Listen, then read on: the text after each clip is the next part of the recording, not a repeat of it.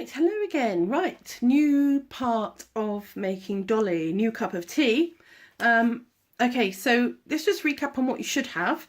You should have a made Dolly body that has not been stuffed yet, and jointed arms, and a pair of jointed legs with pins in just to hold them together.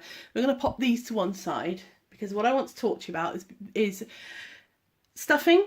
We're going to stuff Dolly's body, and then I want to talk to you about putting the legs into the body and closing her up, which is something that some people struggle with, so it's worth a video. So do yourself a favour, before you go any further, lay Dolly on a surface and turn 1 centimetre of the front and back of her opening, for want of a better word, in on itself. Pop it down on a surface, grab an iron and give it a quick short blast just to seal that crease, and you'll see why later. Very important part of the process. I just want to point out that no, my iron was not on a plastic mat, but for the purposes of demonstration, that's what I did a moment ago with the ironing board in the kitchen. So as you can see, that's popped a nice crease in there, and that is going to be really helpful later on. So now all we need to do is we need to put some stuffing inside Dolly, and the way we do this is quite methodical. So if you grab some stuffing, we're going to start with the sides of the arms first. Now, to avoid your Dolly looking like a bodybuilder, you don't want to shove one whole bit in that size at a time. We're just going to go gently and slowly with our golf ball sized bits of stuffing again. Well, there we go. Or billiard ball size, I guess. Does anybody play billiards anymore? Is it all pool? I don't know. Now you've got 125 grams of stuffing in your Dolly kit, which is ideal for doing Dolly. And by now you should have everything left going into Dolly's upper body. So that's all we're going to do really, is we're just going to put the entirety of what you've got left. So we can see we've done her arms up to her shoulders. There we go. I'm just going to loosen up my stuffing a little bit, and I am going to pop a big wad in her head. Most people say to me that the torso area is where they get the most problems, so we're going to focus on that in just a moment. She's really starting to take shape now. So let's get all the stuffing in and we'll talk about how to put the legs in. See you in a mo. So with stuffing the torso, the idea is that we don't want Dolly to actually be too full of stuffing. We don't want her to be too hard. This is one of the reasons that we don't use a material with any stretching to do Dolly's body, because it will just eat and eat stuffing. Imagine that the fabric is stretching all the time. She'd end up monstrously huge. So all we're really doing is looking to make the torso the same height as the side of the arms when you look from the sides. All right, so I've got down to about here so far. Dolly does need a few crinkles and wrinkles to be able to move. If she had too much stuffing in her, she wouldn't be very pliable. Not that she goes off to yoga lattes or anything on a Friday afternoon, but you never know. Right, so once you get down to within about 1/2 centimetre of your Dolly's opening that we've ironed, there we go, I think that about does us. We'll pull the sides apart and we'll just poke all the stuffing in. See how the knickers almost line up on that join there. There we go. Now to put the legs in, I'm going to go through 3 methods. Now these 3 methods, excuse me while I take a sip, there's 3 different ways of doing this depending on how confident you are. So we're going to go through, we're going to do method 1 first, which I advise for beginners if you need a bit of extra confidence. This is going to make sure you get a really professional result the first time, but it does take a little bit of extra doing. And for this you're going to need a hand needle and a bright coloured cotton, so something completely different to the pink of Dolly.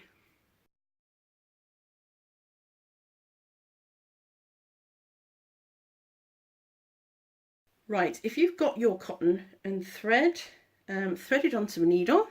There we go. I've chosen green, and pop it there. And we're going to bring our legs back. Now, turning Dolly on her side, what I want you to do is I want you to tack or baste the legs in position so that when you put it under the machine, nothing is going to move. Again, this is a beginner technique. We could all take a little leaf from that. Right. So because we've ironed this down, we've eliminated one problem, which is this moving backwards and forwards and coming out of alignment. So all we're going to do is we're going to pop one of our legs to the edge of Dolly's hip, about 1 centimetre under. There we go. So 1 centimetre of Dolly's leg is inside her leg. And we're just going to pin that through all the layers without stabbing ourselves. Right, so our first leg is in position. Okay, so simply what we're going to do, we're going to do the same with the second leg, but obviously on the opposite side. So just, the stuffing does make it slightly awkward, but just move her how you want her moved. Whoops.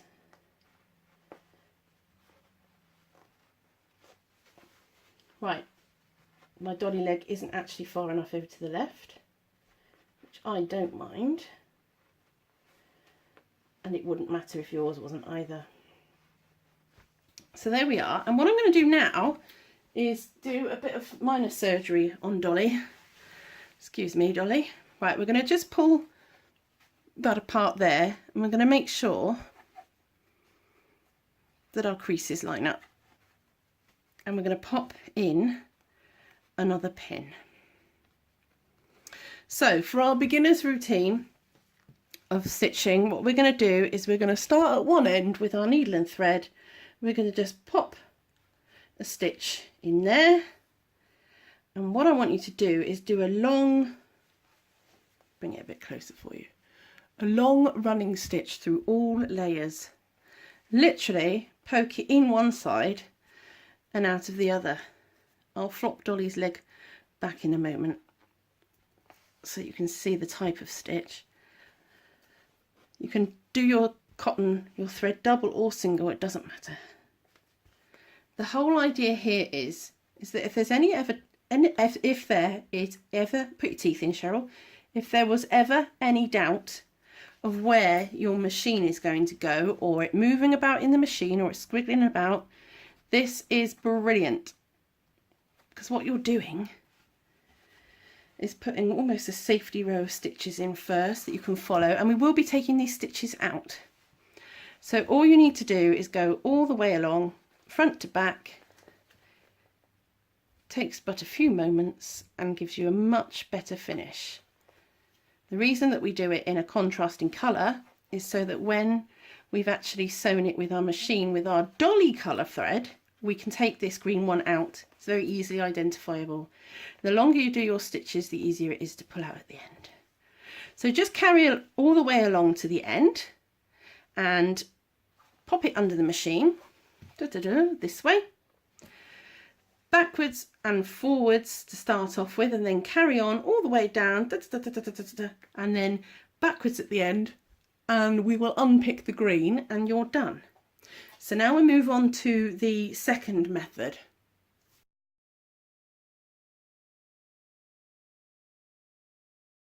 So here's the second method for you intermediate sewists, and for you adventurous beginners who want to push it on a little bit and test yourself out. It's fiddly. Instead of basting, what we're going to do is we're going to pop everything together with pins facing in the direction that the machine's going to travel. Make sure you've got all layers.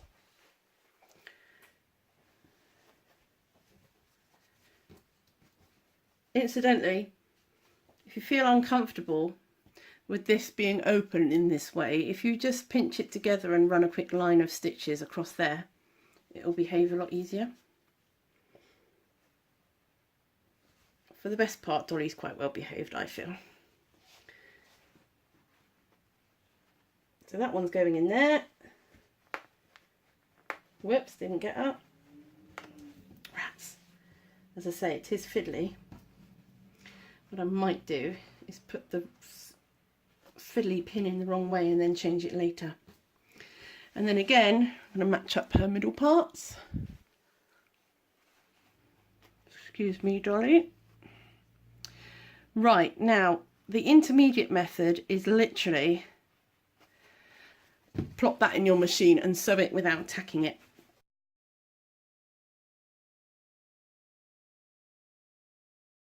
And then I'm going to show you the expert method. Let me just set up my machine.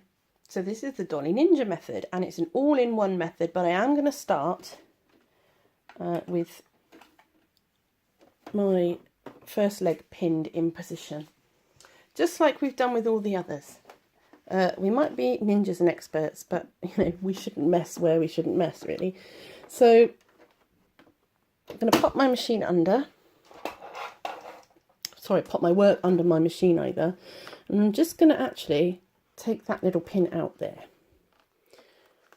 And you'll see why in a sec.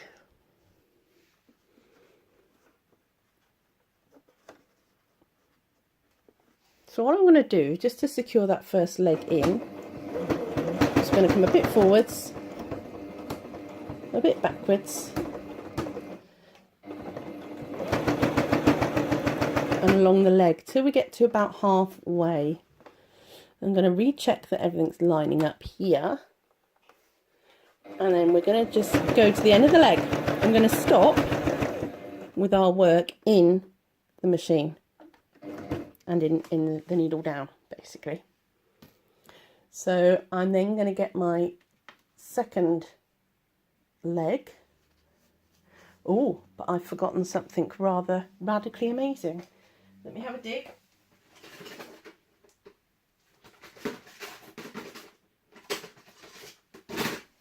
I hate to bang on, but ta-da! Your tweezers. Now, I don't recommend, and I find it very difficult to get my hands in all these little places to do these legs. But what I do like is having my tweezers and being able to use my tweezers to wiggle things into position. Now these tweezers, because they're extra long, actually mean I can hold things down whilst I sew up to them. So that's what I'm going to do. I'm going to grab my tweezers. Whoops, let's pop that stuffing down a little bit for this. I'm going to pop my leg in to the gap. I'm just going to pinch it there where it meets with the edge of Dolly. And I'm going to use my tweezers to guide that whole seam under there in. Give it a pinch, and now we've got one hand free to guide the work. Just going to just nip the end of that leg and then use these tweezers to pull that leg into there and bomb off down to close her up. Not forgetting your back stitches at the end. Ta-da! Remove your work backwards out of the machine. And there you have it. There she is. Brilliant. So the next stage is her hair and her mouth. So we'll go on to do the hair tutorial now. There's two videos. There's one from afar and then there's a close-up. You'll see which is which below. It's worth watching both. The second video is really a close-up of what I explained in video one, because my lovely Auntie Andrea said, I can't see what you're doing. So we did a zoomed in version afterwards. So stay tuned.